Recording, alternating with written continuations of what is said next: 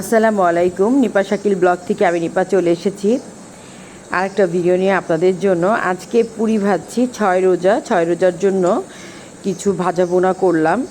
আর এই তো এখানে মুড়ি ভর্তার বল রেডি করলাম, কিছু পেঁয়াজু ভেজে এক সাইডে রেখেছি, তারপরে সিঙ্গারা ভেজে নিয়েছি, খুব একদম অল্প অল্প করেই ভেজেছি।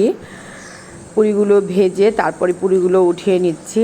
আর এই তেলের মধ্যেই ভেজে নিব পপকর্ন, চিকেন পপকর্নগুলো ভেজে নিচ্ছি। এটা হলো গিয়ে শুক্রবার, সকাল সকাল চা রান্না করছি নিজের জন্য। একদম অল্প চা বানিয়ে নিয়েছি, কারণ খুব বেশি চা খাবো না, চাটা আস্তে আস্তে করে ছেড়ে দেওয়ার চিন্তা করছি। যাই হোক, চা খেয়ে আমি কুকিজ বানাচ্ছি, এই কুকিজগুলো ছেলের কাছে যাবে।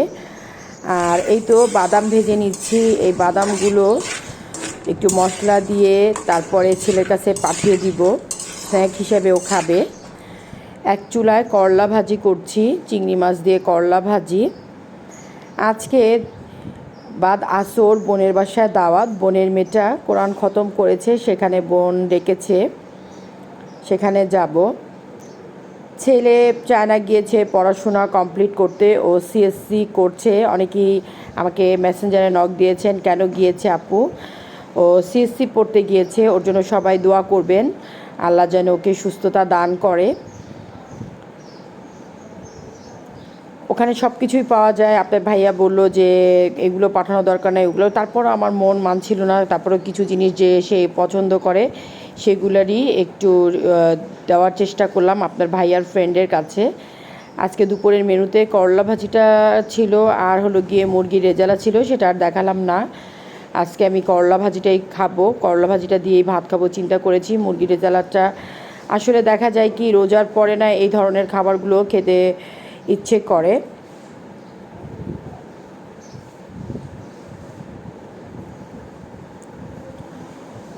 এই তো করলাটা এই পর্যায়ে নামিয়ে নিচ্ছি।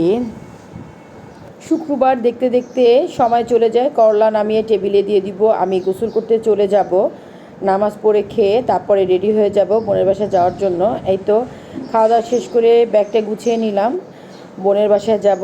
আমি এই ড্রেসটা পরেছি কটন, আর মেয়ে বললো চুড়িগুলো দেখি কেমন হয়েছে, তো সেটাই দেখালাম। এই যে দেখো, এই চুড়িটা পরেছে, এটার সাথে সব কিছুই দেখিয়ে তারপরে এই তো আমি আর মেয়ে দুইজন মিলে যাচ্ছি, আমার বোনও আছে সাথে।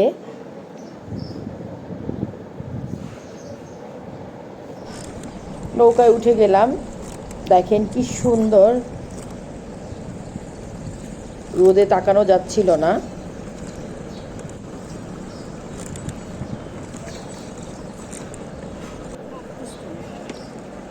এই তো চলে আসছি, এখান থেকে বোনের বাসায় বেশিক্ষণ সময় লাগবে না যেতে।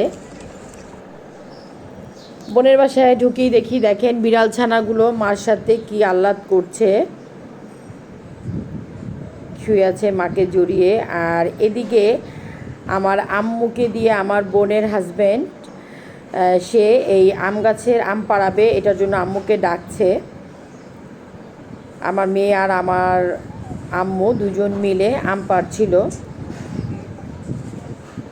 এই গাছটা আমার বোনের জামাই লাগিয়েছে, তো সেই গাছেই আম হয়েছে। গত বছর আমাদের দিয়েছে, আর এই বছরও ওদের দিয়ে আম পাড়াচ্ছে। আসলে আমরা যারা শহরে থাকি আমরা এই জিনিসগুলো খুব মিস করি, খাওয়ার থেকে বেশি গাছ থেকে একটা ফল পেড়ে, কিন্তু এটা অনেক বেশি ভালো লাগে যে নিজ হাতে ফলটা পেড়ে নিলাম। যেই কাজে এসেছি সেটা হলো গিয়ে তো আমার ভাগ্নি, সে কোরআন খতম দিবে, সে পড়ছে ওস্তাদ মার কাছে, সেটার একটু ভিডিও নিলাম। আর এদিকে বোন অনেক নাস্তা টাস্তা লাগিয়েছে। আমার ভাগ্নি, ভাতিজি, তারপরে হলো গিয়ে আমার বোনের ননদের মেয়ে, ওরা সবাই মিলে খেলছিল। এতে আমরা সবাই বসে গেলাম বোনের বারান্দাতে, সবাই একসাথে বসে দোয়া পড়াবে, মোনাজাত ধরাবে, সেটারই বসে সবাই মিলে দোয়া দুরুদ পড়ছিলাম। সব কিছু নাস্তা টাস্তা শেষ করে তারপরে সবাই চা নিয়ে বসে গেল। এই তো চা খেয়ে তারপরে বের হয়ে যাব, বাসার উদ্দেশ্যে রওনা দিয়ে দিলাম। আজকের ব্লগ আপনাদের কাছে কেমন লেগেছে আমাকে অবশ্যই কমেন্ট সেকশনে জানাবেন। যারা এখন পর্যন্ত আমার চ্যানেলটি সাবস্ক্রাইব করেননি তারা অবশ্যই সাবস্ক্রাইব করবেন। আল্লাহ হাফেজ।